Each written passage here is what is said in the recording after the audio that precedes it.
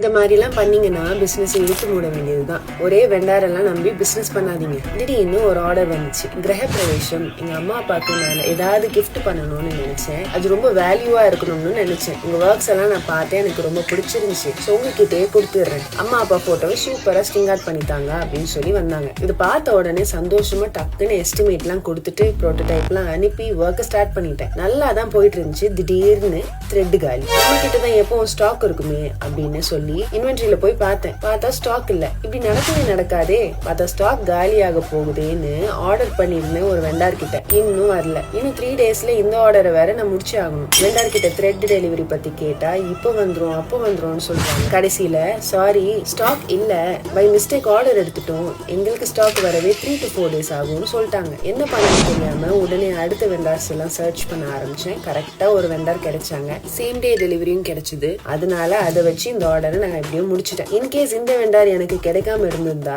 இந்த ஆர்டரையே நான் கேன்சல் பண்ற மாதிரி ஆகிருக்கும். ஸோ எப்பவுமே மெட்டீரியல்ஸ்க்கு 2 to 3 வெண்டார்ஸ் வச்சுக்கோங்க. இந்த மாதிரி வர ப்ராப்ளம்ஸை தடுத்துக்கலாம். ஸோ இதுல இருந்து என்ன சொல்ல வரேன்னா, ஒரே வெண்டாரை நம்பி பிசினஸ் பண்ணாதீங்க. இந்த ஸ்ட்ரிங் ஆர்ட்டோட அவுட்புட் நீங்க பார்க்கணும்னா கமெண்ட்ல ரிவீல்னு போடுங்க. நான் நெக்ஸ்ட் வீடியோல அனுப்புவேன். அதை மிஸ் பண்ணாம இருக்க லைக் அண்ட் ஃபாலோ பண்ணிக்கோங்க.